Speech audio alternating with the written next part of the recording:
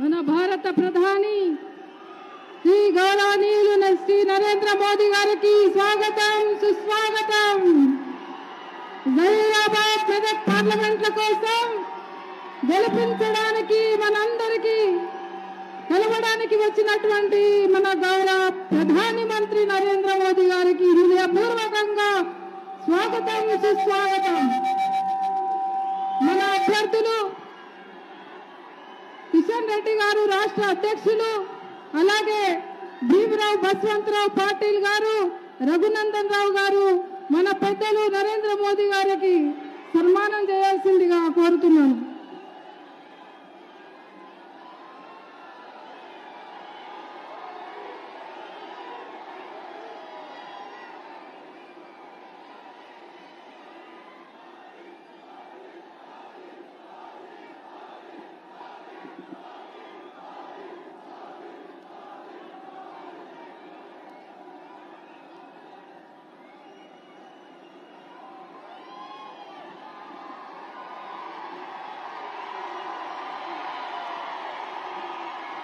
జై శ్రీరామ్, జై శ్రీరామ్, జై శ్రీరామ్. భారత్ మాతా కీ. పెద్దలు మన రాష్ట్ర అధ్యక్షులు గంగాపురం కిషన్ రెడ్డి గారు మాట్లాడాల్సిందిగా కోరుతున్నాను.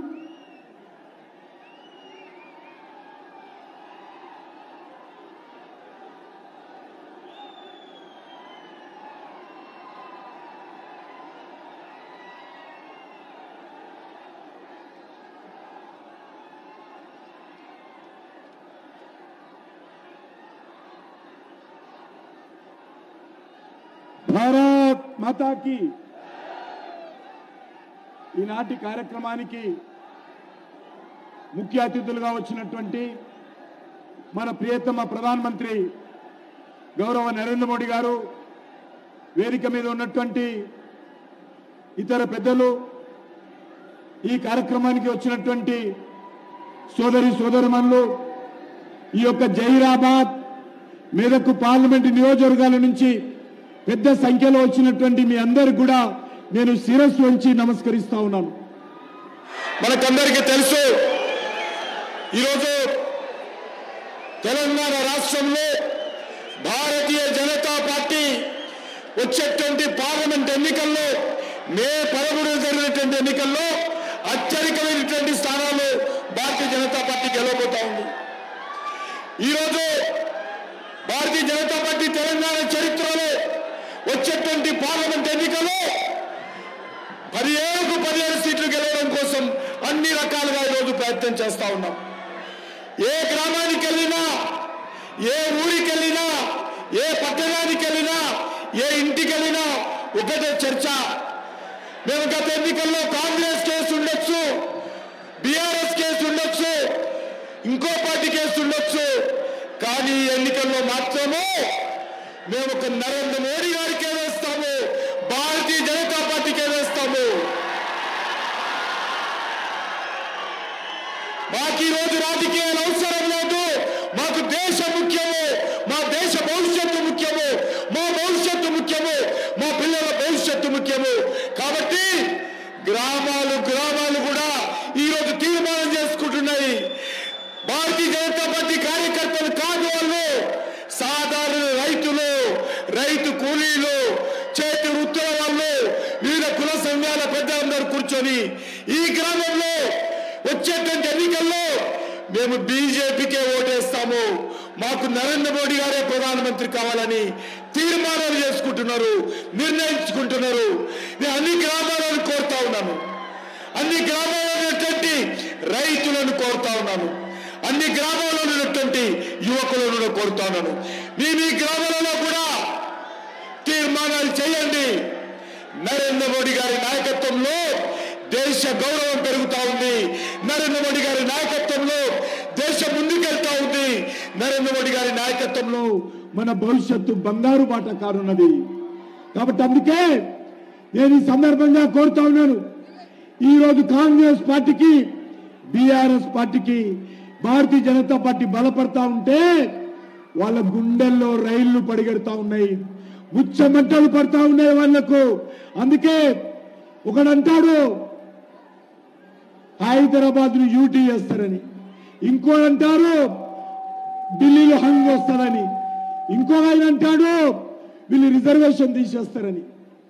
రేవంత్ రెడ్డి గారు మీరు ఆలోచన చేయాలి. మీ పార్టీ కారణంగా ఈ తెలంగాణ రాష్ట్రంలో బీసీలకు అన్యాయం జరుగుతూ ఉంది. ముస్లిం రిజర్వేషన్ కారణంగా బీసీలకు అన్యాయం జరుగుతూ ఉంది. హైదరాబాద్ లో 150 మున్సిపల్ కార్పొరేషన్ సీట్లుంటే 33% 50 సీట్లు బీసీలకు రిజర్వ్ చేయడం జరిగింది. కానీ 50 సీట్లలో 31 సీట్లు నాని బీసీ గెలిచారు. మీ బీఆర్ఎస్ కారణంగా, మీ కాంగ్రెస్ పార్టీ కారణంగా. మీరు తోడు దొంగలు. ఒకే నాణానికి బొమ్మ బొరుసు లాంటి పార్టీలు బీఆర్ఎస్ పార్టీ, కాంగ్రెస్ పార్టీ. వీళ్ళు ఎప్పుడైనా ఒకటే అవుతారు. ఈరోజు బీజేపీని తెలంగాణలో అడ్డుకోవడం కోసము ఈ రెండు పార్టీలు కలిశారు. ఇద్దరు కలిసిపోయారు, బయటికి ఫైటింగ్ చేస్తా ఉన్నారు.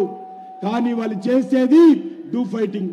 అందుకే మీ అందరికీ కోరుతాను, తెలంగాణ రాష్ట్రంలో భారతీయ జనతా పార్టీ అత్యధికమైనటువంటి సీట్లు సంపాదిస్తాము. ఈ తెలంగాణ రాష్ట్ర అభివృద్ధి భారతీయ జనతా పార్టీ మనం చేస్తున్నాను. అందుకే కార్యకర్తలందరూ కూడా, పార్టీ సంబంధించినటువంటి అభిమానులందరూ కూడా, యువకులందరూ కూడా ఈ రోజు నుంచి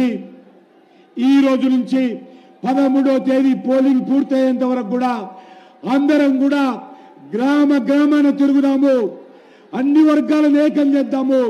నరేంద్ర మోడీ గారి నాయకత్వంలో ఈ దేశంలో అత్యధికమైనటువంటి అగిలీ బార్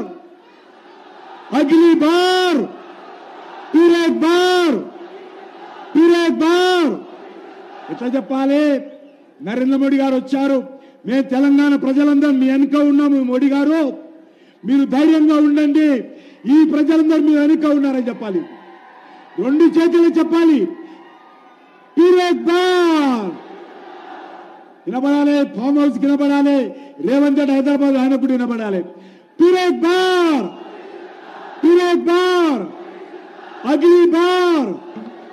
అగిలీ బార్ భారత్ మాతా की జై శ్రీరామ్ రామ లక్ష్మణ జానకి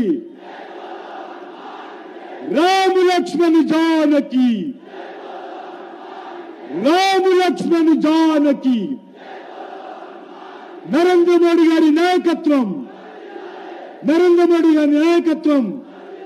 కమలం పువ్వు గుర్తుకే భారతీయ జనతా పార్టీ భారత్ మాతా की.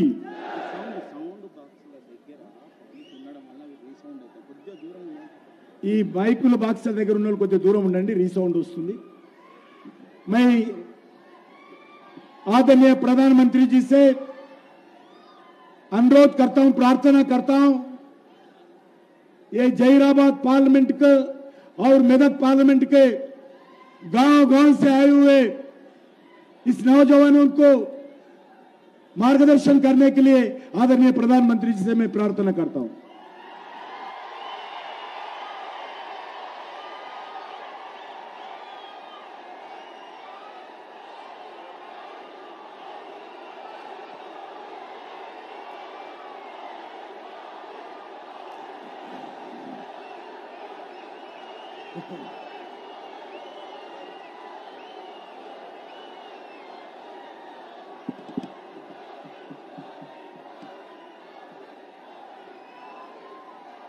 भारत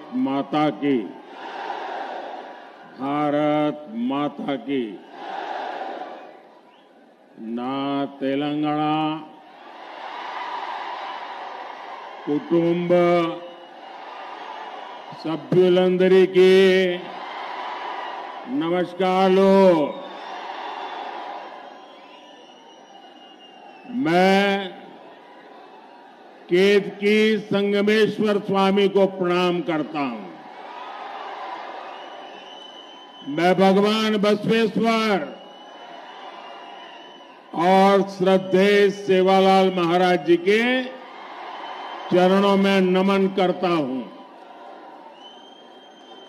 నేను సంగమేశ్వర స్వామి అదే రకంగా జరాసంగము ఏడుపాయల దుర్గా అమ్మవారికి బసవేశ్వర స్వామికి నమస్కరిస్తూ సేవాలాల్ మహారాజ్ కూడా పాద పద్మములతో నమస్కరిస్తా ఉన్నాను। साथियों, पिछले 10 वर्षों में देश ने देखा है कि एनडीए की स्थिर सरकार, निर्णायक सरकार देश को कितना आगे लेकर जा सकती है। మిత్రులారా, గత 10 సంవత్సరాలుగా ఎన్డీఏ ప్రభుత్వము ఒక స్థిరమైన మరియు నిర్ణయాత్మకమైనటువంటి ప్రభుత్వాన్ని ఏ రకంగా నడిపామో మీరు కల్లారా చూశారు। एक समय था जब दुनिया प्रगति कर रही थी, लेकिन भारत को कांग्रेस ने करप्शन के दल दल में फंसा दिया था। दुनिया आर्थिक प्रगति कर रही थी, लेकिन भारत पॉलिसी पैरालिसिस का शिकार था। एनडीए ने भारत को बहुत मुश्किल से उस दौर से बाहर निकाला है, लेकिन कांग्रेस फिर से देश को पुराने दुर्दिनों में लेकर जाना चाहती है। మిత్రులారా, ఒక సమయంలో ప్రపంచమంతా కూడా అభివృద్ధిలో దూసుకుపోతా ఉంటే కాంగ్రెస్ మన భారతదేశాన్ని అవినీతి ఊబిలోకి నెట్టివేసి ప్రపంచమంతా కూడా ఆర్థిక అభివృద్ధికి చెందుతూ ఉంటే పాలసీ పారాలిసిస్ తోని విధానపరమైన నిర్ణయాలతో నిష్క్రియంగా మార్చింది। ఎన్డీఏ అతి కష్టం మీద కూడా ఏ రకంగా గట్టెక్కించిందో మనం అందరం కూడా కల్లారా చూశాము। साथियों, कांग्रेस कहीं भी हो, उसकी पॉलिटिक्स के 5 निशान होते हैं।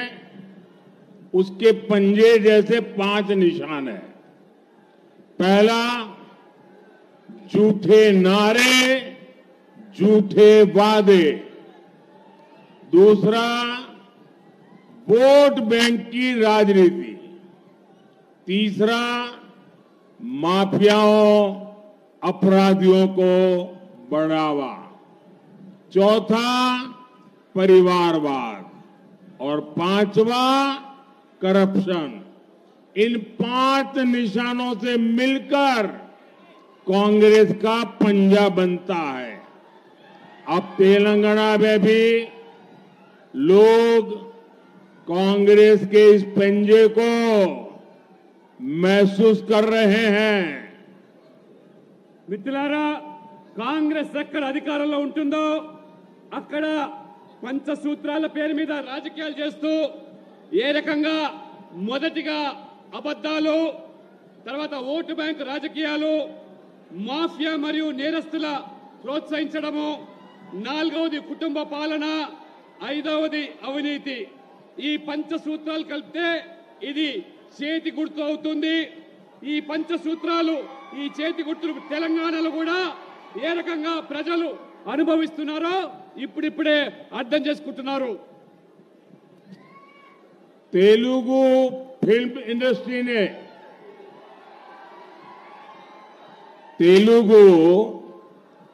इंडस्ट्री ने भारत को ट्रिपल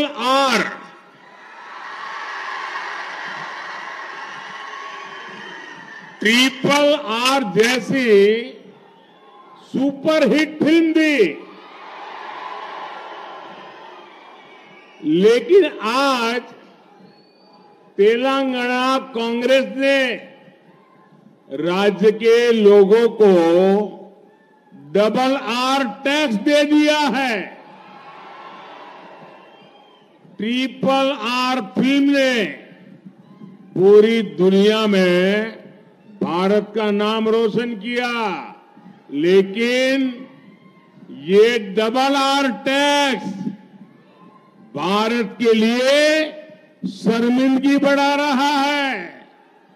इस डबल आर टैक्स की तेलंगाना में हर तरफ चर्चा है कि तेलंगाना के जो उद्योगपति हैं, जो ठेकेदार हैं, उनको कुछ परसेंट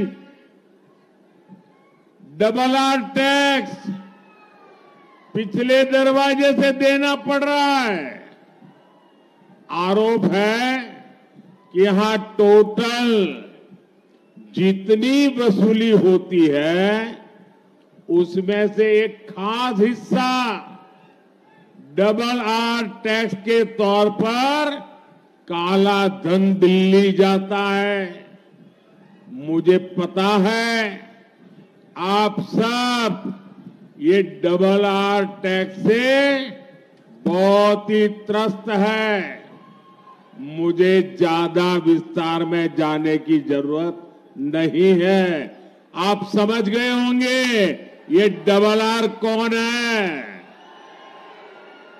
మిత్రులారా, తెలంగాణ సినీ పరిశ్రమలో త్రిబుల్ ఆర్ అనే సినిమా సూపర్ హిట్ అయిన విషయం మనందరికీ తెలిసిందే. కానీ ఈరోజు తెలంగాణలో అంతకుముందు ఈరోజు డబుల్ ఆర్ ట్యాక్స్ పేరు మీద ఈరోజు పెద్ద ఎత్తున కూడా తెలంగాణలో చర్చ జరుగుతూ ఉన్నది. ప్రపంచమంతా కూడా గర్వపడితే త్రిబుల్ ఆర్ సినిమా వల్ల ఇప్పుడు మన దేశం సిగ్గుపడుతున్నది తెలంగాణలోని డబుల్ ఆర్ ట్యాక్స్ వల్ల. అందుకనే ఈరోజు డబుల్ ఆర్ ట్యాక్స్ ద్వారా ఏ పారిశ్రామికవేత్తల ద్వారా పెద్ద ఎత్తున ఈరోజు ఆ ట్యాక్స్ మీద వసూలు చేస్తున్నారో అందులో పెద్ద ఎత్తున ఇవాళ ఢిల్లీకి ఆ నల్ల దళాన్ని కప్పం కడుతూ ఉన్నారు ఈ తెలంగాణలోని ఈ అధికారులు. కాబట్టి ఈ యొక్క డబుల్ ఆర్ ట్యాక్స్ వల్ల విసిగిపోయిన తెలంగాణ ప్రజలు, మరి నేను ఎక్కువగా చెప్పదలుచుకోలేదు, ఈ డబుల్ ఆర్ ట్యాక్స్ ఎవరు వసూలు చేస్తున్నారో, ఎవరికి కప్పం కడుతున్నారో మీరు అర్థం చేసుకోవాల్సిందిగా మిమ్మల్ని నేను కోరుతా ఉన్నాను. भाइयों बहनों, अगर आपने ये डबल आर टैक्स पर लगाम नहीं लगाई तो ये 5 साल में आपको ऐसा बर्बाद कर देगा, तेलंगाना फिर खुदा खड़ा नहीं हो पाएगा। पहले टीआरएस बीआरएस ने तेलंगाना को बर्बाद कर दिया, अब ये डबल आर वो भी बर्बाद करेगा। और इसलिए उसको लगाम लगाने के लिए इस बार तेलंगाना से सभी भाजपा को जिता करके दिल्ली भेजो तो वो डरेगा और लगाम रहेगी। మిత్రులారా, ఈ ప్రభుత్వం ఏదైతే కొత్త పంత ఎంచుకున్నదో డబుల్ ఆర్ ట్యాక్స్ పేరు మీద తెలంగాణను దోచుకుంటున్నది కాబట్టి తెలంగాణ పూర్తిగా వినాశనమయ్యే ప్రమాదం ఏర్పడుతున్నది. గతంలో బీఆర్ఎస్ కూడా ఏ రకంగా అవినీతికి పాల్పడి రాష్ట్రాన్ని దోచుకున్నదో, బీఆర్ఎస్ కాంగ్రెస్ ఇద్దరు తోడు దొంగలే, ఒక గూటి పక్షులే. కాబట్టి ఈ తెలంగాణ ప్రజలు విముక్తి కావాలంటే బీజేపీని గెలిపించాలి. త్వరలో తెలంగాణలో పెద్ద ఎత్తున బీజేపీ అభ్యర్థులను గెలిపించి తెలంగాణను ఆదుకోవాల్సిందిగా మీతో నేను విజ్ఞప్తి చేస్తా ఉన్నాను. साथियों, कांग्रेस पार्टी ने आपको लूटने के लिए एक और नया तरीका निकाला है। अगर कांग्रेस सरकार बनी तो ये लोग इनहेरिटेंस टैक्स लाने की बात कर रहे हैं, यानी आपकी जीवन भर की कमाई, आपने जो बचा करके रखा है, जिंदगी भर मेहनत करके जो कमाया है और आपकी इच्छा है कि मरने के बाद ये आपकी संपत्ति आपने जो कमाया है वो आपके संतानों को मिले। लेकिन कांग्रेस ऐसा टैक्स लाने वाली है कि अब आपने जो कमाया है वो पूरा का पूरा आपके बच्चों को नहीं दे सकेंगे। आधे से ज्यादा 55% ये कांग्रेस ने वसूल करने की योजना बना ली है। आपको कांग्रेस के इन खतरनाक इरादों से सावधान रहना है। మిత్రులారా, ఒకవేళ పొరపాటున కేంద్రంలో కాంగ్రెస్ ప్రభుత్వం వచ్చినట్టయితే మన వారసత్వ ఏదైతే సంపద ఉన్నదో ఆ సంపద నుంచి కొత్త రకం పంత ఎంచుకొని కాంగ్రెస్ పార్టీ ఇప్పుడు ట్యాక్స్ వసూలు చేస్తామంటున్నది. అది 55% మన సంపద నుంచి మన పిల్లలకు దక్కకుండా ఇవాళ కాంగ్రెస్ దాన్ని కాజేసేదానికి కుట్రలు కుతంత్రాలు పన్నుతా ఉన్నది. కాబట్టి ఈ భయానకమైనటువంటి నిర్ణయాల పట్ల మన ప్రజలందరూ కూడా అప్రమత్తంగా ఉండాలి. లేనట్లయితే మన తల్లిదండ్రులు సంపాదించినటువంటి ఈ ఆస్తిలో 55% ఈ కాంగ్రెస్ దోచుకునేదానికి ఇవాళ ఏదైతే పన్నాగం పడుతున్నదో మీరందరూ కూడా దీని పట్ల అప్రమత్తంగా ఉండాలని చెప్పి కూడా నేను మీ అందరికీ విజ్ఞప్తి చేస్తా ఉన్నాను. पहले बीआरएस ने तेलंगाना को लूटा और अब कांग्रेस वाले लूट रहे हैं। आप देखिए, बीआरएस ने कालेश्वरम प्रोजेक्ट का इतना बड़ा स्कैम किया। जब कांग्रेस विपक्ष में थी तो सरकार बनने के बाद इसकी जांच करने की बातें कर रही थी, लेकिन जैसे ही सरकार बनी कांग्रेस कालेश्वरम स्कैम की फाइलें दबाकर बैठ गई। और जब बीआरएस सत्ता में थी तब उन्होंने केस फॉर वोट मामले की जांच को आगे नहीं बढ़ने दिया। మిత్రులారా, మొదట ఈ రాష్ట్రాన్ని బీఆర్ఎస్ ప్రభుత్వము ఏ రకంగా దోచుకున్నదో మనందరికీ తెలిసిందే. ఆనాడు కాళేశ్వరం యొక్క ప్రాజెక్టు పేరు మీద జరిగిన కుంభకోణము, ఆనాడు ప్రతిపక్షంలో ఉన్నటువంటి కాంగ్రెస్ పార్టీ ఏ రకంగా కాళేశ్వరంలో బీఆర్ఎస్ దోచుకున్నదో ఆ రోజు మాట్లాడినటువంటి ఆ కాంగ్రెస్ పార్టీ ఇవాళ అధికారంలోకి వచ్చిన తర్వాత ఆ కాళేశ్వరం ప్రాజెక్టు సంబంధించినటువంటి ఫైళ్ళన్నీ కూడా తొక్కిపెట్టి ఏ రకంగా ఇవాళ ద్వంద్వ నీతి అవలంబిస్తున్నదో మనమందరం కూడా గమనిస్తా ఉన్నాము. కాబట్టి ఈ విధంగా కాంగ్రెస్ ప్రభుత్వము ఏ రకంగా ఇద్దరు కూడా తోడు దొంగలు కాబట్టి ఒకరినొకరు కాపాడుకునేటువంటి ప్రయత్నాన్ని చేస్తా ఉన్నారు. కాబట్టి జాగ్రత్తగా ఉండమని చెప్పి నేను కోరుతా ఉన్నాను. कांग्रेस बीआरएस दोनों अलग नहीं बल्कि दोनों एक ही करप्शन रैकेट के मेंबर्स हैं। कांग्रेस बीआरएस का ये करप्शन रैकेट कहां तक फैला हुआ है ये दिल्ली के लीकर स्कैम से भी पता चलता है।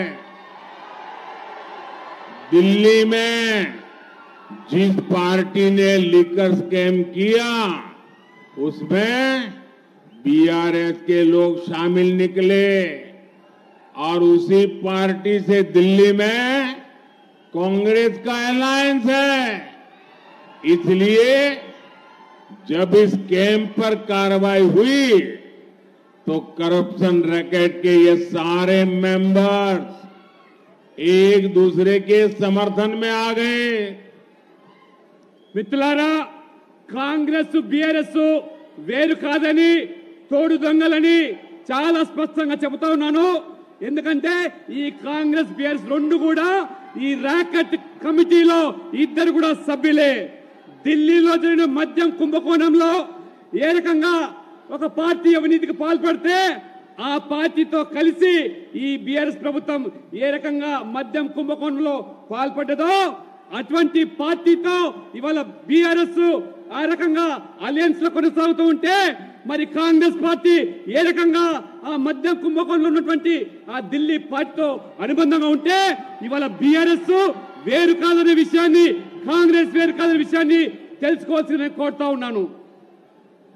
बीजेपी किसान कल्याण को प्राथमिकता देती है, लेकिन कांग्रेस हमारे अन्नदाता को भी धोखा देने में पीछे नहीं है. तेलंगाना में कांग्रेस ने सरकार बनने के 100 डेज के भीतर किसानों का कर्ज माफ करने का वादा किया था. वो वादा आज तक पूरा नहीं हुआ. पैडी पर 500 रुपये पर क्विंटल देने का वादा भी इन्होंने किया था. अब ये उस वादे के बारे में भी मुंह पे ताला लगा दिया है, बोलने को तैयार नहीं है. మిత్రులారా, భారతీయ జనతా పార్టీ రైతులను అన్నదాతగా భావిస్తూ వారు భగత్ స్వరూపులుగా ఇవాళ మన ప్రభుత్వం వాళ్ళను కొనియాడుతూ ఉన్నది. కానీ ఇవాళ కాంగ్రెస్ ఏ రకంగా రైతులను మోసం చేస్తా ఉన్నదో తెలంగాణలో మీరు చూస్తా ఉన్నారు. ఎన్నికల ముందు రైతుల యొక్క 2 లక్షల రుణాన్ని మాఫీ చేస్తామని 100 రోజుల్లో పూర్తి చేస్తామని చెప్పారు. కానీ వాళ్ళ 100 రోజులు పూర్తయిపోయింది. రైతులు ఈ రకంగా మాఫీ చేయకుండా రుణాన్ని మోసం చేస్తున్నారు మనం చూస్తున్నాము. వరి మీద 500 బోనస్ ప్రకటించినామని చెప్పినటువంటి ఈ కాంగ్రెస్ ప్రభుత్వము రేవంత్ రెడ్డి గారు ఇవాళ 100 రోజులు గడువు అయిపోయింది. ఇవాళ 500 బోనస్ ఇవ్వకుండా ఏ రకంగా ఇవాళ మోసం చేస్తుందో గమనించాల్సిందిగా మిమ్మల్ని కోరుతా ఉన్నాను. साथियों, कांग्रेस को ताकत गरीब को गरीब बनाए रखने से मिलती है. तेलंगाना के मेरे नौजवान साथियों, आपका प्यार इतना है, आपका उत्साह इतना है,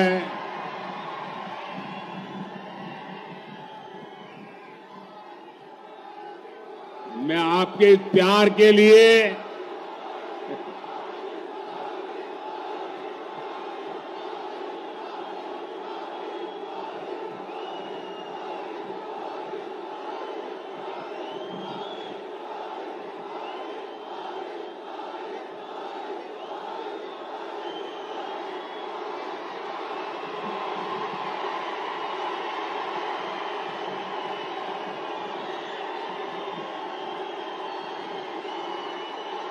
साथियों,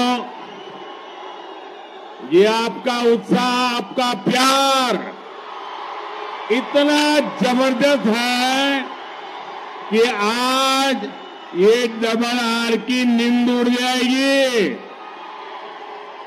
మిత్రులారా, యువకులారా, మీ ఉత్సాహాన్ని ప్రేమను చూస్తా ఉంటే మరి ఈ రోజు ఈ ప్రభుత్వము మరి కనువిప్పు కావాలి.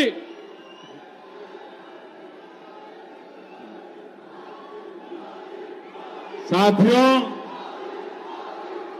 कांग्रेस को ताकत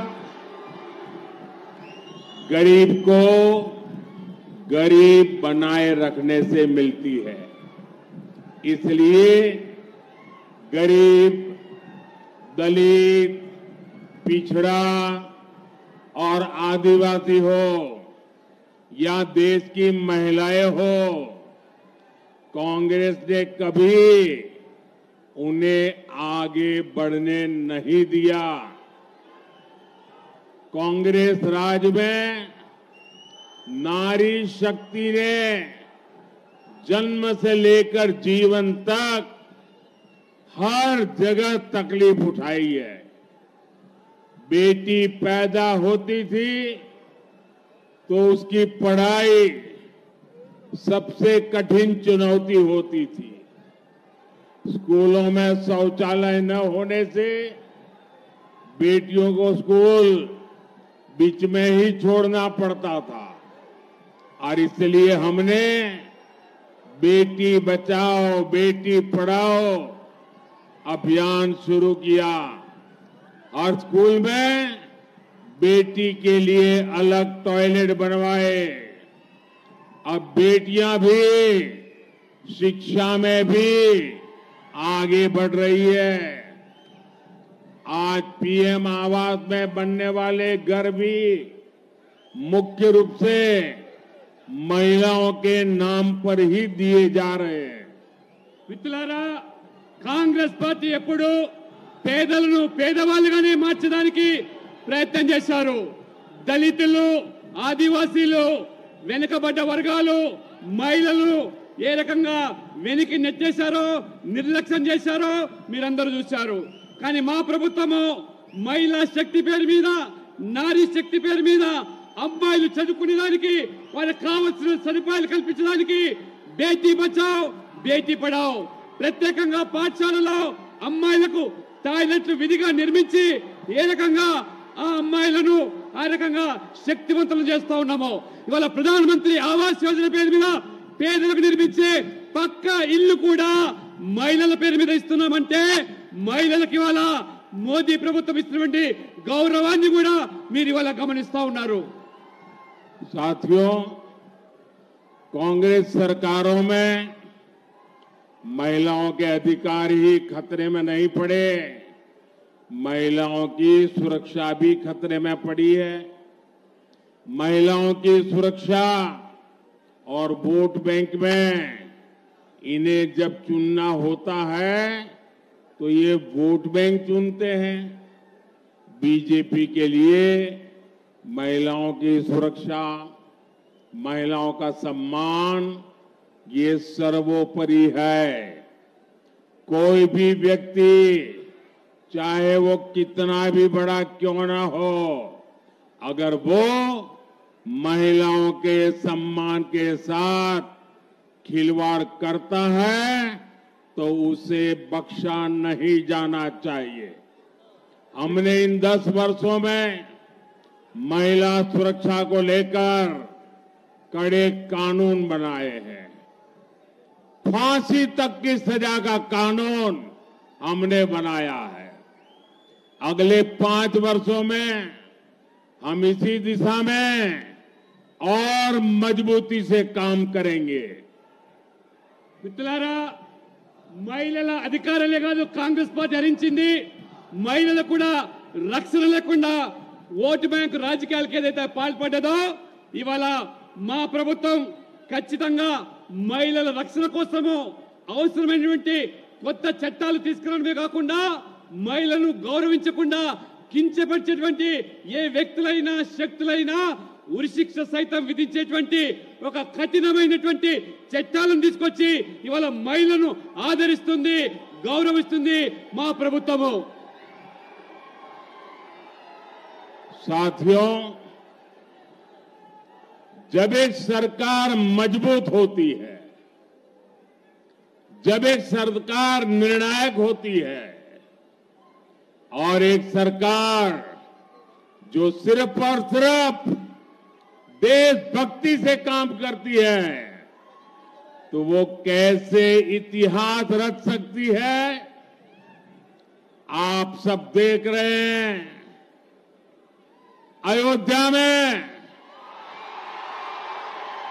भव्य राम मंदिर इसका उदाहरण है।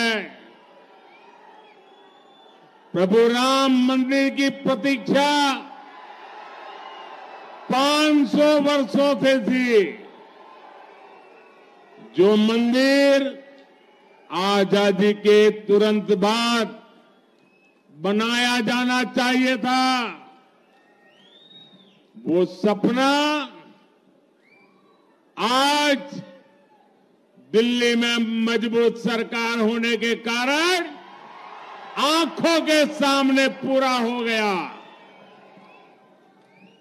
अब आप मुझे बताइए, ये अयोध्या में राम मंदिर बना कि नहीं बना?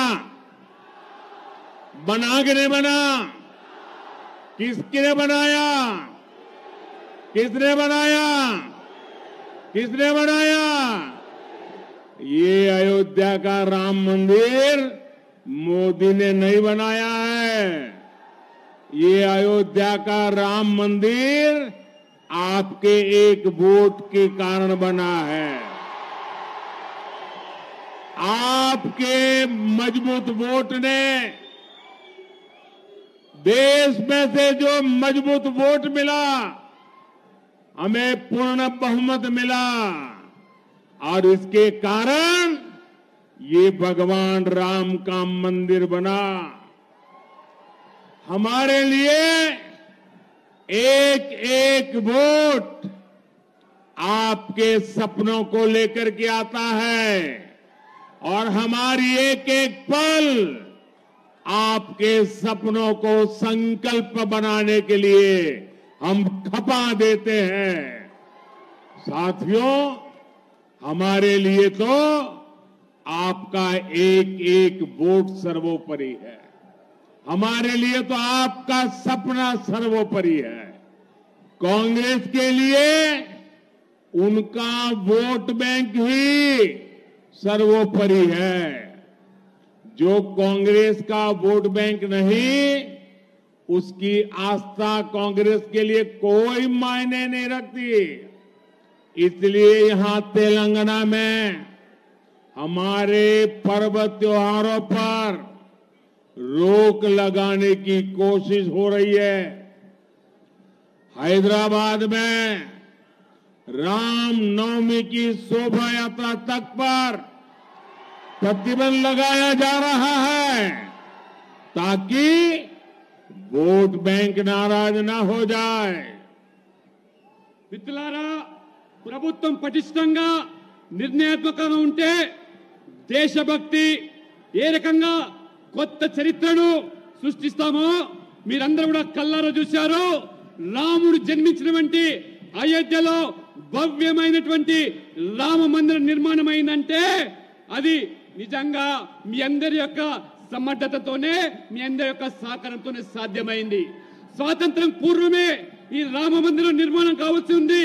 కానీ ఢిల్లీలో పటిష్టమైన ప్రభుత్వం లేకపోవడం వల్ల అది సాధ్యం కాలేదు.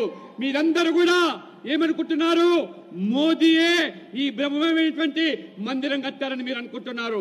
కాదు, మీరందరూ కూడా వేసిన ప్రతి ఓటు వల్ల ఒక పటిష్టమైనటువంటి, ఒక సమర్థమైనటువంటి ప్రభుత్వం ఏర్పడడం వల్లనే ఈ మందిరం సాధ్యమైంది. మీ యొక్క సహకారంతోనే ఈ మందిరం నిర్మాణమైంది. అందుకనే మీరు వేసే ప్రతి ఓటు మీ కలలను సాకారం చేయడానికి మేము ఉపయోగపడతాము తప్పితే, మీ కలలు సాకారం చేయడానికి, మీ కన్న కలను కూడా నిజం కావాలంటే మా జీవితం అంతా కూడా ఈ దేశం కోసం దారపోశాము. కాబట్టి కాంగ్రెస్ ఏనాడు కూడా ఈ దేశం కోసం కాదు, ప్రతి ఓటు బ్యాంకు రాజకీయాలకు పాల్పడుతూ ఓటు కోసం పట్టపిస్తుంది తప్పితే మెజార్టీ ప్రజల యొక్క విశ్వాసాలకు భంగం కలిగే విధంగా ఏ రకమైనటువంటి ఓటు బ్యాంకు రాజకీయాలకు పాల్పడుతుందో ఇవాళ మనం తెలంగాణలో, హైదరాబాద్ లో చూస్తున్నాము. మన పండుగలు నిర్వహించుకోవాలంటే అనేక ఆంక్షలు, మన పండుగలు జరుపుకోవాలంటే అనేకమైన షరతులు. చివరికి హైదరాబాద్ లో భవ్యమైనటువంటి శ్రీరామ నవమి శోభయాత్ర జరపాలంటే కూడా ఈ ప్రభుత్వము ఎన్ని ఆంక్షలు విధించిందో, ఎన్ని రకాల వేధింపులకు చేసిందో కేవలము ఒక వర్గం వారి ఓట్ల కోసమనే విషయాన్ని మీరు తెలుసుకోవాల్సిగా నేను కోరుతా ఉన్నాను. साथियों, जब तेलंगाना संयुक्त आंध्र प्रदेश का हिस्सा था, तब 2004 और 2009 में उस संयुक्त आंध्र ने कांग्रेस को रिकॉर्ड संख्या में एमपी एमएलए दिए थे। कांग्रेस ने यहां एससी, एसटी, बीसी की चिंता करने की जगह उनके आरक्षण पर डाका डालना शुरू कर दिया। कांग्रेस ने तब के आंध्र प्रदेश को तुष्टीकरण की प्रयोगशाला बना दिया था। कांग्रेस ने बीसी के हक का आरक्षण उठाकर मुस्लिमों को दे दिया।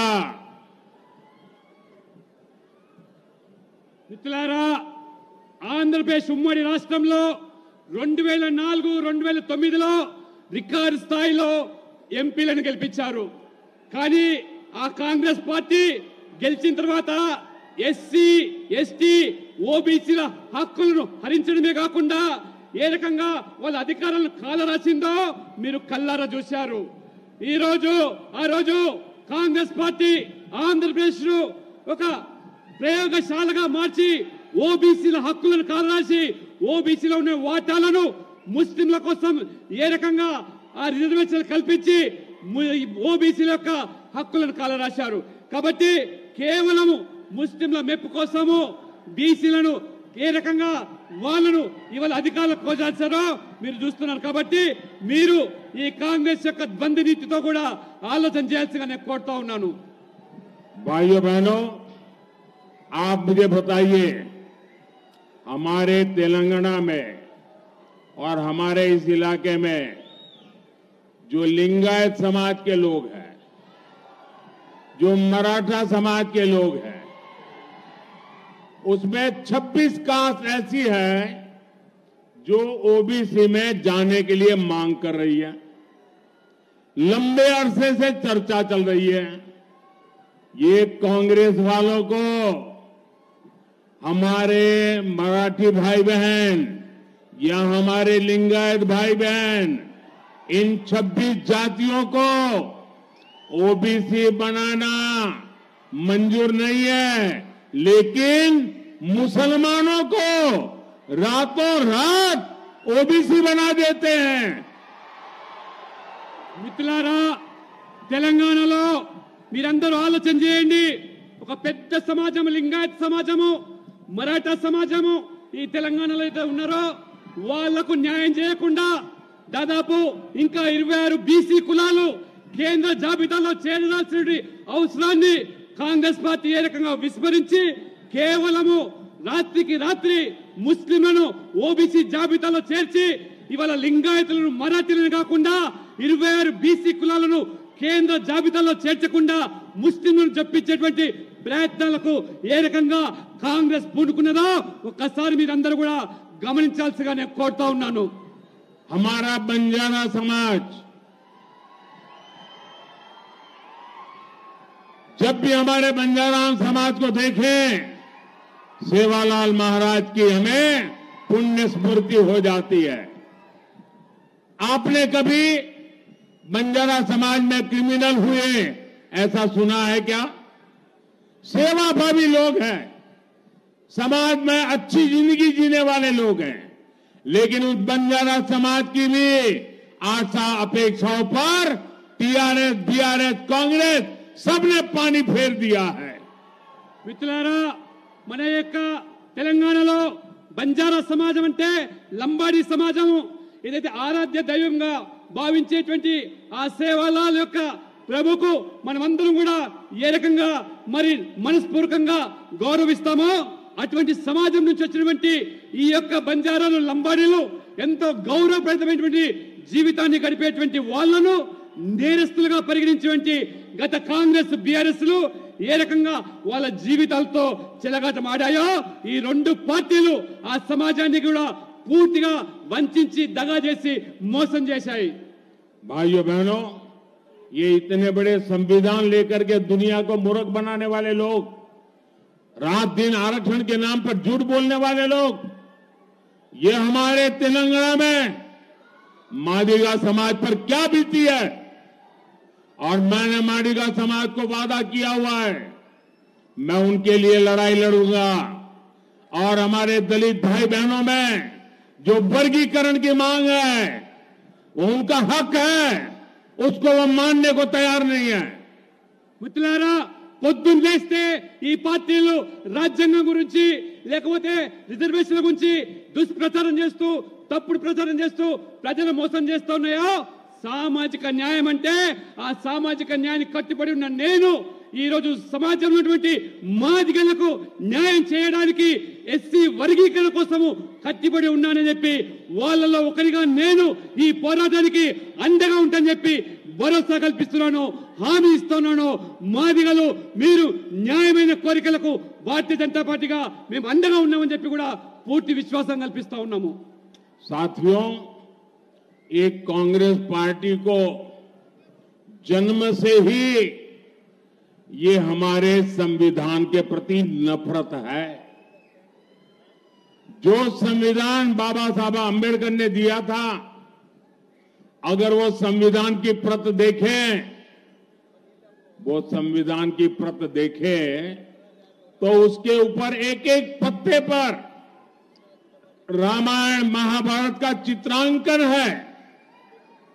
हमारी संस्कृति, हमारी परंपरा का चित्र है उस पर, और हमारे संविधान की, भारत की महान सांस्कृतिक विरासत के साथ उसको कड़ी रूप के जोड़ने का एक अद्भुत प्रयास था. लेकिन कांग्रेस पार्टी ने सबसे पहला काम किया, जब संविधान की वो पहली प्रत कपबोर्ड में रख दी और फिर जो संविधान देश के सामने रखा, भारत की महान संस्कृति और परंपरा की जो लिंक थी, जहां से संविधान आगे बढ़ना था, उस लिंक को तोड़ दिया. वो सारे चित्र हटा दिए और खोखा बना करके रख दिया. पहले ही दिन उन्होंने संविधान का अपमान करना शुरू कर दिया था. మిత్రులారా, కాంగ్రెస్ మొదటి నుంచి కూడా జన్మత మన రాజ్యాంగం పట్ల గాని, డాక్టర్ బాబాసాహెబ్ అంబేద్కర్ పట్ల గాని ఏమాత్రం కూడా గౌరవం లేకుండా రాజ్యాంగంలో ప్రతిసారి కూడా ఏ రకంగా అవమానపరిచే విధంగా వ్యవహరించారో మనం చూస్తూ వస్తా ఉన్నాము. రాజ్యాంగంలో రచించినటువంటి దాంట్లో ప్రతి పేజీలో కూడా రామాయణము, మహాభారతము ఏ రకంగా మన భారత యొక్క జీవిత సంస్కృతితో ముడిపడి ఉన్నటువంటి ఆ యొక్క లింక్ను ఈ యొక్క కాంగ్రెస్ పార్టీ, ఈ కాంగ్రెస్ ప్రభుత్వం ఏ రకంగా దాన్ని తుడిచివేసే ప్రయత్నం చేసిందో, మొదటగానే అంబేద్కర్ గారు గొప్ప ప్రయత్నం చేసి మన సంస్కృతితో మహాభారత్లో రామాయణం జోడించి ఆ యొక్క మరి సంస్కృతిని వెలుగులోకి తీసుకొచ్చే ప్రయత్నం చేస్తే, ఈ కాంగ్రెస్ ప్రభుత్వము బుద్ధిపూర్వకంగానే, ఉద్దేశపూర్వకంగానే ఆ యొక్క రామాయణాన్ని, మన సంస్కృతిని ఆ రకంగా విడదీసి ఏ రకంగా రాజకీయాలకు పాల్పడుతుందో మనం గమనిస్తా ఉన్నాము. ये शाहजादे के दादी के पिताजी, देश के पहले प्रधानमंत्री, उन्होंने ये पाप किया था. उसके बाद उनकी दादी की बारी आई. उनकी दादी ने संविधान को चूर चूर कर दिया, देश में आपातकाल लगाया, देश के लोकतंत्र को ताले में बंद कर दिया, देश के लाखों लोगों को जेलों में बंद कर दिया, अखबारों को ताले लगा दिए. संविधान का घोर अपमान पहले प्रधानमंत्री उनकी दादी के पिताजी ने किया, फिर बड़ा अपमान उनकी दादी ने किया. మిత్రులారా, ఈ యువరాజు ఏదైతున్నాడో ఆ యువరాజు ముత్తాత మొదటి ప్రధాని ఈ రాజ్యాంగాన్ని ఏ రకంగా అవహేళన చేశారో, అవమానపరిచారో పూర్తి బాధ్యులు వారే. వారి తర్వాత వీరి నానమ్మ ఏ రకంగా ఆ రాజ్యాంగాన్ని ఏ రకంగా తూట్లు పట్టిందో, తమ రాజకీయ అవసరాల కోసం ఏ రకంగా రాజ్యాంగాన్ని సమయానికి మార్చివేసిందో, సమయానుబద్ధంగా ఎమర్జెన్సీని విధించి ఏ రకంగా మొత్తం రాజ్యాంగాన్ని అవమానపరచడమే కాకుండా ఏ రకంగా రాజ్యాంగాన్ని చులకన చేసినటువంటి చరిత్ర ఈ కుటుంబ సభ్యులది, ఈ యువరాజ తాత ముత్తాతలది, నానమ్మది అనే విషయాన్ని మీరు తెలుసుకోవాల్సిగా కోరుతా ఉన్నాను. तीसरा पाप, इनके पिताजी जब प्रधानमंत्री थे शाहजादे के, उन्होंने एक ऐसा कानून लाने की कोशिश की. ये संविधान की बातें करने वाले जरा अपने झरोखे में देख ले. उन्होंने ऐसी बातें की, देश के मीडिया को, देश के अखबारों को डराने के लिए एक ऐसा भयंकर कानून लाए देश का सारा मीडिया मैदान में आ गया, देश का विपक्ष मैदान में आ गया, संविधान के रक्षक भारतीय जनता पार्टी के लोग मैदान में आ गए और उनके पिताजी को झुकना पड़ा और वो जो संविधान पे खिलवाड़ की कोशिश करती थी वो उनको रोकना पड़ा। ये संविधान को उनके परिवार के 3 लोगों ने तबाह कर दिया है। మిత్రులారా, వీళ్ళు చేసిన పాపాలు సామాన్య పాపాలు కాదు. వారు చేసినటువంటి 3వ పెద్ద పాపం ఏదైతుందో ఆ రోజు ఏ రకంగా మీడియాను, పత్రికలను, వాళ్ళ స్వేచ్ఛను, స్వతంత్రాన్ని హరింపజేసి వాళ్ళ మీద ఏ రకంగా ఒత్తిడి తీసుకొచ్చారో, వాళ్ళను ఏ రకంగా లొంగదీసే కుట్రలు పన్నారో, కానీ ఆనాడు ఈ భయానక చట్టాలను ఎదిరించింది, పోరాటం చేసింది ఆనాడు ప్రతిపక్షాలు. ఆ రకంగా భారతీయ జనతా పార్టీ ఈ ప్రజాస్వామ్యాన్ని కాపాడడానికి సర్వంగా పోరాటం చేసి అన్ని విధాలు కూడా ప్రజాస్వామ్యాన్ని, రాజ్యాంగానికి పరిరక్షణకు పాటుపడింది భారతీయ జనతా పార్టీ. తప్పితే రాజ్యాంగం గురించి మొసలి కన్నీరు గార్చేటువంటి ఈ పార్టీలు ఏ రకంగా పాపాలు చేశాయో ఒక్కసారి ఆలోచన చేయండి. उसके बाद संविधान से सरकार का जन्म होता है। सरकार की कैबिनेट अत्यंत महत्वपूर्ण इकाई होती है। भारत के संविधान ने उसको संरक्षण दिया हुआ है। मनमोहन सिंह जी की सरकार की कैबिनेट ने एक निर्णय किया। उस निर्णय को ये शाहजादे ने पत्रकार वार्ता करके भारत के संविधान से बनी हुई कैबिनेट के निर्णय को खुले आम चीरे चीरे कर दिया था और वो संविधान के रक्षण की बातें करते हमारे सामने। మిత్రులారా, ఏ రాజ్యాంగం ద్వారా ప్రజాస్వామికంగా ఎన్నికల ప్రక్రియ ద్వారా ఏర్పడే ప్రభుత్వం ఏదైతే ఉంటుందో ఆ ప్రభుత్వం యొక్క అధినేత ప్రధానమంత్రి మన్మోహన్ సింగ్ గారు ఒక నిర్ణయాన్ని తీసుకొని చట్ట రూపంలో ఒక బిల్లు తీసుకొస్తే ఈ యువరాజు ఏ రకంగా ప్రధానమంత్రిని, రాజ్యాంగాన్ని, ప్రభుత్వాన్ని అవమానపరిచే విధంగా, ఏలన చేసే విధంగా పత్రికా విలేకరుల ముందేనే, పత్రికా సమావేశంలోనే ఆ బిల్లును ముక్కలు ముక్కలు చేసి చించివేసి కేవలము ఈ ప్రజాస్వామ్యాన్ని, ప్రధానమంత్రిని, ప్రభుత్వాన్ని కాదు మొత్తం రాజ్యాంగాన్ని అవమానపరిచినటువంటి ఈ ప్రభుత్వుడు, ఈ యువరాజు రాహుల్ గాంధీ అనే విషయాన్ని మనం గమనించాలి.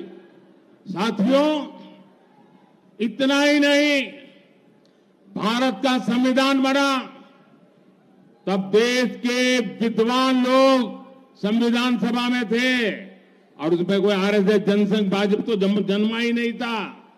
उस संविधान सभा में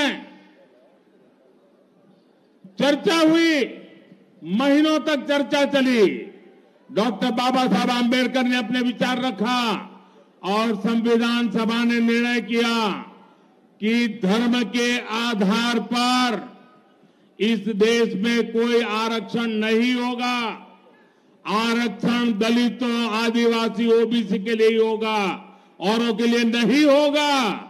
लेकिन आज ये शाहजादे और उनकी चौकड़ी बाबा साहब आंबेडकर की पीठ में छुरा भोंक रही है, भारत के संविधान को रफा दफा कर रही है और वो बेईमानी करके पिछले दरवाजे से धर्म के आधार पर अपनी वोट बैंक को मजबूत करने के लिए दलितों का हक छीनने जाए, आदिवासियों का हक छीन रहे हैं, ओबीसी का हक छीन रहे हैं और अपनी वोट बैंक को धर्म के आधार पर आरक्षण देने का खेल खेल रहे हैं।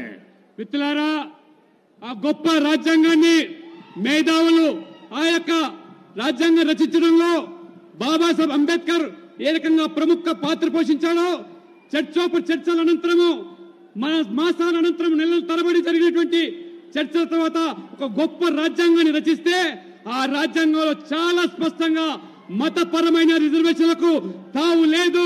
ఏదైనా సామాజికంగా వివక్షకు గురైనటువంటి ఎస్సీ, ఎస్టీ, బీసీలకు మాత్రమే రిజర్వేషన్ల సౌకర్యాన్ని కల్పిస్తే ఇవాళ ఈ యువరాజు కేవలం ఓటు బ్యాంక్ రాజకీయాల్లో భాగంగా ఈ ఎస్సీల, ఎస్టీల బీసీల హక్కులను కాలరాస్తూ వాళ్ళ అధికారాలను ఏరక హరింపజేస్తూ దొడ్డిదారిన ఇవాళ మతపరమైన రిజర్వేషన్లు ప్రవేశపెట్టి మతాన్ని ఆధారంగా చేసుకొని రాజకీయాలు నడుపుతూ ఈ బీసీలను ఎస్టీలకు అన్యాయం చేస్తున్నటువంటి ఈ యొక్క పార్టీ ఓటు బ్యాంకు రాజకీయాలు పాల్పడుతూ రాజ్యాంగాన్ని సైతం కూడా అవమానపరుస్తున్నటువంటి పార్టీ ఈ కాంగ్రెస్ పార్టీ। ये कांग्रेस वाले जरा कान खोलकर सुन लो, ये मोदी संविधान मेरे लिए मेरा धर्म ग्रंथ है, मेरी सरकार चलाने के लिए मेरा धर्म ग्रंथ है। और तुम्हें तो मालूम नहीं है, जब भारत के संविधान को 60 साल हुए, इस देश में अकेला मैं मुख्यमंत्री था, अकेला गुजरात का मुख्यमंत्री था जिसने संविधान के 60 साल का उत्सव मनाया था। मैंने सुरेंद्रनगर में हाथी के ऊपर हमारे संविधान को रखा था और संविधान का सम्मान करते हुए जुलूस निकाला था। और उस राज्य का मुख्यमंत्री हाथी पर नहीं बैठा था, संविधान हाथी पर बैठा था और मोदी पैदल चल रहा था ताकि संविधान का सम्मान हो। మిత్రులారా, నేను కాంగ్రెస్ వాళ్ళకు సవాల్ చేస్తున్నాను, మీరు కాచుకోండి, వినండి, చెవులుంటే ఈ రోజు ఈ రాజ్యాంగం అంటే ఇదొక పవిత్ర గ్రంథంగా భావించే నేను ఆనాడు దేశంలో ఒకే ఒక ముఖ్యమంత్రి గుజరాత్ గా నేను ఆనాడు 60 సంవత్సరాల రాజ్యాంగం రచించినటువంటి సందర్భంగా ఒక గొప్ప పండుగగా వైభవంగా ఉత్సవాలు గుజరాత్ లో నిర్వహిస్తే ఏనుగు మీద ఊరేగింపు, నేను ముఖ్యమంత్రిగా మోదీగా నేను ఊరేగింపులో ఆ ఏనుగు మీద కూర్చొని ఊరేగించలేదు, ఆ పవిత్రమైన గ్రంథాన్ని ఏనుగు మీద కూర్చోబెట్టి ఊరేగించి నేను కాలినడకన భారీ ఊరేగింపు నిర్వహించి ఆ పవిత్ర గ్రంథాన్ని గౌరవించేటువంటి వ్యక్తిని, ఆ రాజ్యాంగం అంటే అది పవిత్ర గ్రంథంగా భావించే నేను ఇది మోదీ అనేటువంటి విషయాన్ని కాంగ్రెస్ తెలుసుకోవాల్సిగా నేను కోరుతా ఉన్నాను। साथियों, मेरा समर्पण देश के संविधान के शब्दों के प्रति, देश की संविधान की भावनाओं के प्रति 2014 में देश ने मुझे चुन करके संसद में भेजा और जब मैं पहले दिन संसद में गया तो संविधान का प्रतिबिंब हमारे देश की संसद होती है और पहले ही जाकर के मैंने संसद के सामने सर झुकाया, अपना माथा टेका, बाद में मैंने कदम पार्लियामेंट में रखा था क्योंकि संविधान के लिए हम समर्पित हैं। మిత్రులారా, రాజ్యాంగం పట్ల మాకున్నటువంటి గౌరవాన్ని మీరు శంకించాల్సిన అవసరం లేదు। నా జీవితం అంతా కూడా ఈ దేశం కోసము, ఈ ధర్మం కోసము, ఈ యొక్క రాజ్యాంగం కోసము సమర్పించిన వ్యక్తిని నేను। మొదటిసారిగా పార్లమెంట్ సభ్యునిగా నేను గెలిస్తే ఆనాడు నాకు రాజ్యాంగం పట్ల, ప్రజాస్వామ్యం పట్ల ఉన్నటువంటి గౌరవాన్ని వెలిపించడానికి పార్లమెంట్ లో మొదటి అడుగు పెట్టినప్పుడు నేను ఆ పార్లమెంటు ఆ భవనం ముందు మోకరిల్లి నమస్కరించి ఆ రాజ్యాంగాన్ని, ప్రజాస్వామ్యాన్ని, ఆ పవిత్రమైనటువంటి పార్లమెంటు భవనాన్ని గౌరవించి ఏ రకంగా నేను పార్లమెంట్ సభ్యునిగా కొనసాగానో మీరందరూ కూడా తెలిసిన విషయమే। 2019 में जब आपने मुझे दूसरी बार प्रधानमंत्री बनने का अवसर दिया और जब मुझे एनडीए ने अपना नेता चुना तो कार्यभार संभालने से पहले मैंने पार्लियामेंट के सेंट्रल हॉल में संविधान की किताब ला करके रखी थी। पहले मैंने जाकर के संविधान के सामने मारा माथा टेका, जैसे आप गीता, रामायण, महाभारत के सामने टेकते हो, जैसे कुरान, बाइबल के सामने रखते हो, मैंने संविधान के सामने अपना माथा टेका। उसके बाद 2019 में कार्यभार संभालने के लिए मैंने अपना भाषण दिया था। ये मोदी का संविधान के प्रति समर्पण है।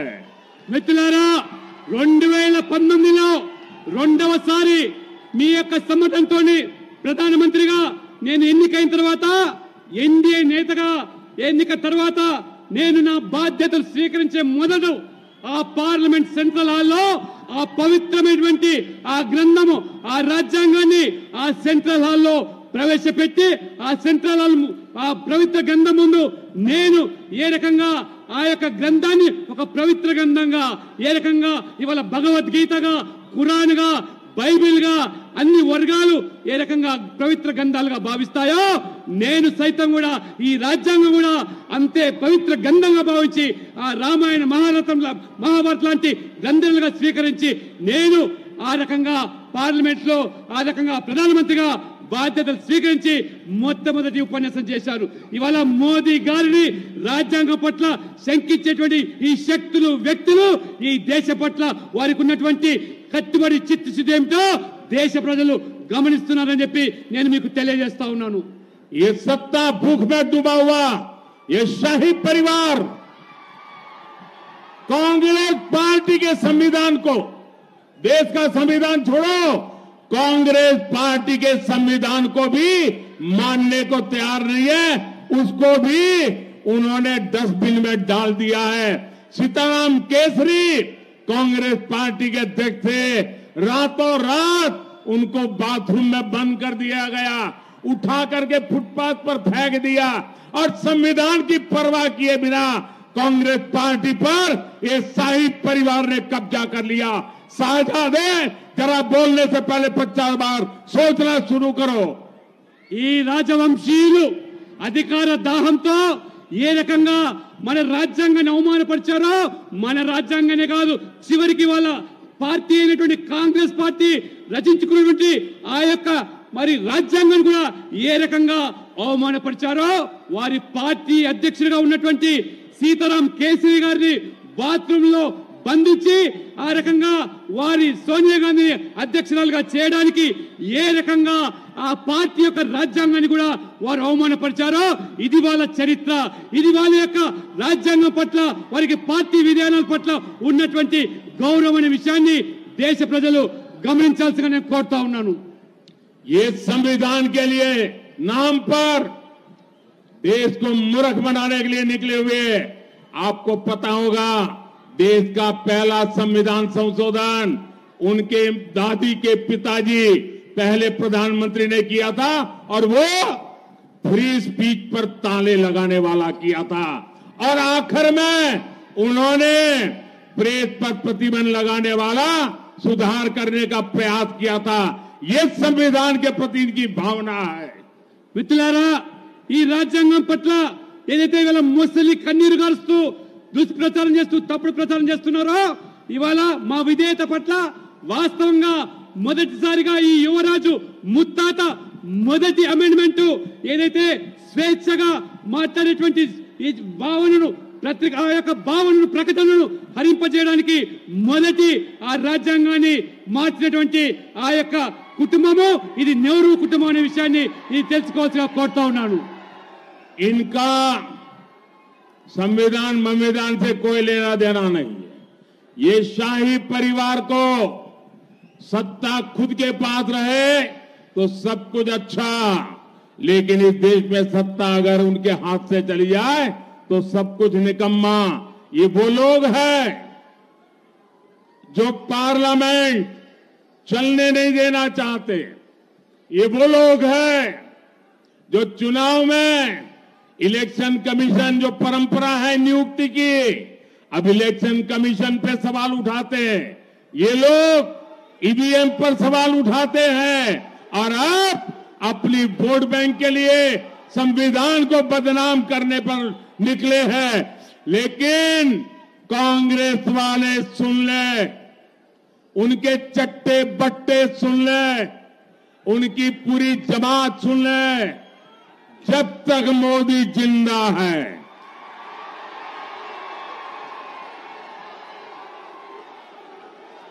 जब तक मोदी जिंदा है, मैं संविधान का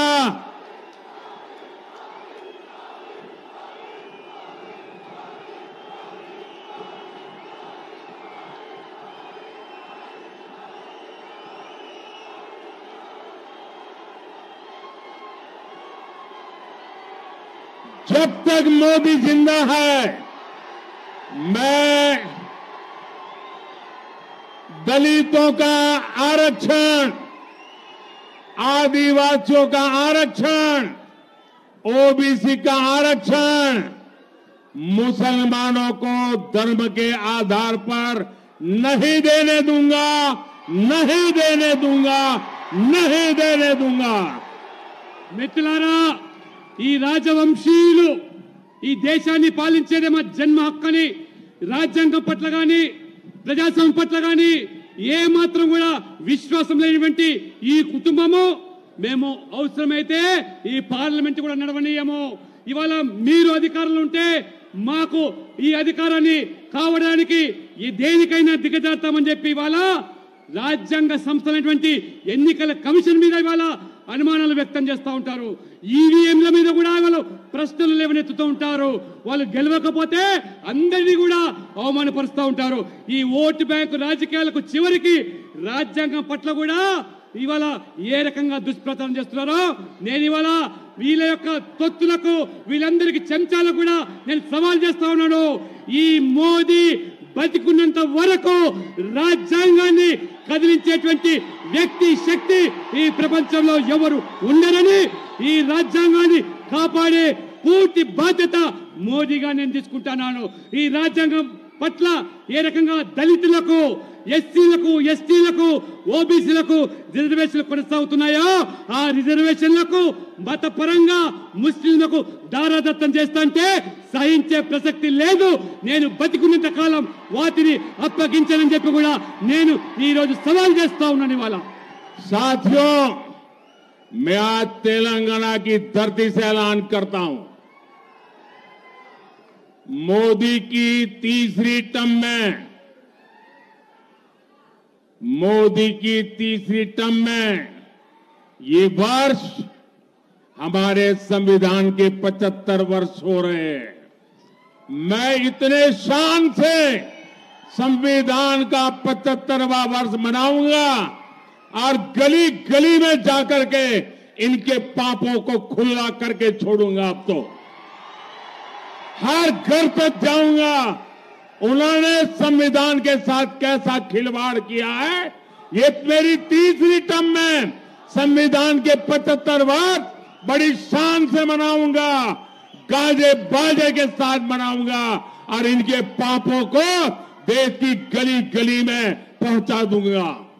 మిత్రులారా, ఈ తెలంగాణ నుంచి నేను ప్రకటిస్తా ఉన్నాను, మోదీగా నేను మూడవసారి ప్రధానమంత్రి అయిన తర్వాత ఈ 75 సంవత్సరాలు రాజ్యాంగాన్ని రచించి పూర్తయ్యే సందర్భంలో తప్పకుండా ఈ 70 సంవత్సరాల రాజ్యాంగ అంగరంగ వైభవంగా ఈ దేశవ్యాప్తంగా ప్రతి పల్లెల్లో ప్రతి పట్టణంలో కూడా వైభవంగా బాజా బదింతులతో జరుపుకోవడమే కాకుండా ఆ రాజ్యాంగాన్ని గౌరవంపడే రీతిలో ప్రజలను భాగస్వామ్యం చేయడమే కాకుండా వీళ్ళ పాపాలను, ఈ రాజవంశీయుల పాపాలను ఎండగడుతూ ప్రజల ముందు దోషిగా నిలబెట్టడానికి రాజ్యాంగానికి అడుగడుగునా ఏ రకంగా అవమానపరిచారు, తూర్చుపరిచారు, మీ యొక్క అధికార దాహంతో రాజ్యాంగాన్ని ఏ రకంగా కించపరిచారో ఈ 75 సంవత్సరాల ఈ యొక్క ఉత్సవాల సందర్భంగా మీ భాగవతాన్ని బయట పెడతానని, బహిర్గతం చేస్తానని చెప్పి కూడా నేను సవాల్ చేస్తా ఉన్నాను.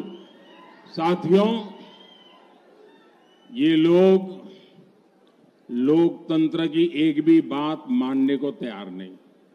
ये चुनाव लोकतंत्र का सबसे पवित्र उत्सव होता है, लेकिन इस चुनाव में इन्होंने एक नया उद्योग शुरू किया है।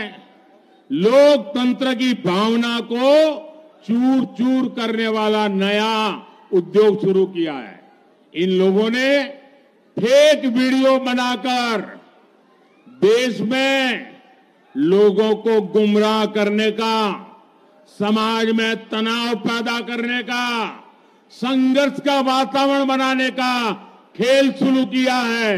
इसमें तेलंगाना कांग्रेस और खुद डबल आर का नाम सामने आ रहा है।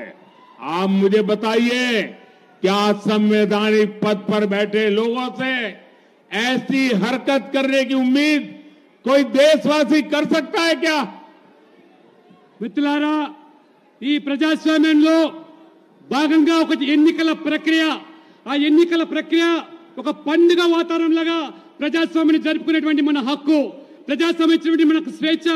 అటువంటి ప్రజాస్వామ్యాన్ని ఇవాళ ఈ కాంగ్రెస్ నాయకులు అవమానపరిచే విధంగా వాళ్ళు ఓటమి ఛాయలో, ఓటమి నైరాశ్యంలో ఏ రకంగా దిగజారుతున్నారో, ఈ తెలంగాణలో ఒక ఫేక్ వీడియో సృష్టించి ఏ రకంగా ఈ సమాజాన్ని విచ్ఛిన్నం చేయడానికి కుట్రలు కుతంత్రాలు పండుతున్నారో, ఎన్నికల్లో గెలవలేమని చెప్పి ఏ రకమైనటువంటి దిగజారు చర్యలకు పాల్పడుతున్నారో తెలంగాణ కాంగ్రెస్ పార్టీ అదే రకంగా RRR గా ఇవాళ కొనసాగుతున్నటువంటి ఈ యొక్క రాజు ఈ తెలంగాణలో అత్యంత పవిత్రమైనటువంటి రాజ్యాంగ పదవిని అనుభవిస్తున్నటువంటి ముఖ్యమంత్రి చేసే పని అని చెప్పి తెలంగాణ సమాజం ఇవాళ ప్రశ్నిస్తున్నది. కాబట్టి ఖచ్చితంగా తెలంగాణ ప్రజలు దీన్ని ఎదుర్కోవడానికి ఎన్నికల ప్రక్రియ ద్వారా ప్రజాస్వామ్య ప్రక్రియ ద్వారా ముందుకు రావాల్సిందిగా మేము కోరుతా ఉన్నాము. साथियों, तेलंगाना और देश के विकास के लिए बीजेपी ही विकल्प है, बीजेपी ही संकल्प है. हमारी सरकार ने तेलंगाना के विकास के लिए लाखों करोड़ रुपए दिए हैं. इससे गरीब कल्याण के कार्यों में तेजी आई है.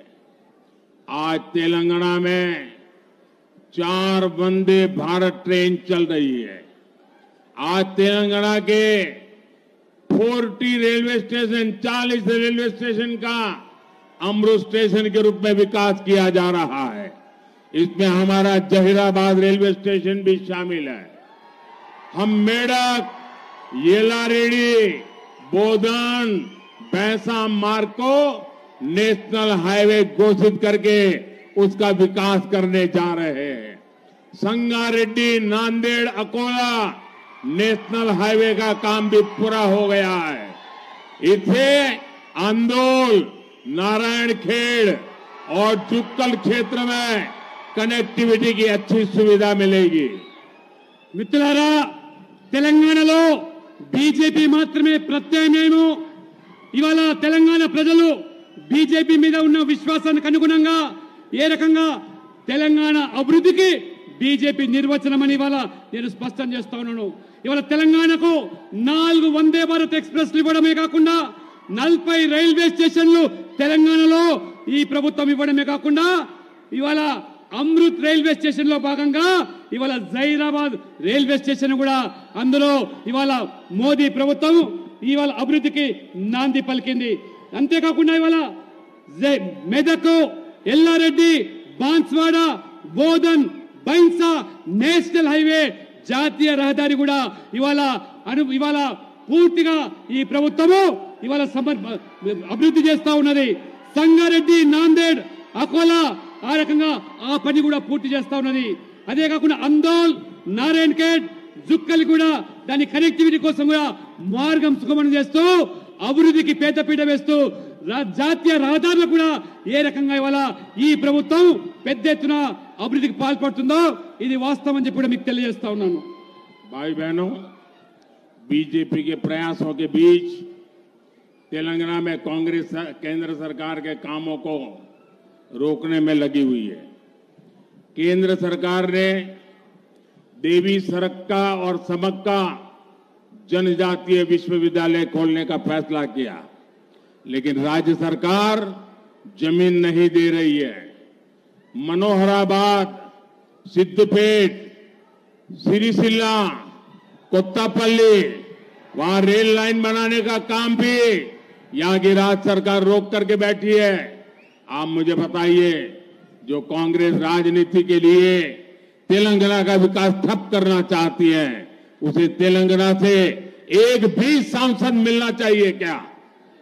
మిత్రులారా, ఇవాళ భారతీయ జనతా పార్టీ కేంద్రంలో ప్రభుత్వము తెలంగాణకు అభివృద్ధికి పెద్దపీట వేస్తూ అన్ని రంగాల్లో కూడా సముచితమైనటువంటి భాగస్వామ్యం కల్పిస్తూ ఉంటే మన గిరిజనుల ఆదివాసుల ఆరాధ్య దైవము సమ్మక్క సారక్కల పేరు మీద ఆ యొక్క ట్రైబల్ యూనివర్సిటీకి మంజూరు చేస్తే ఈ రాష్ట్ర ప్రభుత్వం కనీసం భూమి ఇవ్వకుండా ఏ రకంగా అడ్డుపడుతున్నదో ఒకసారి మీరు గమనించాలి.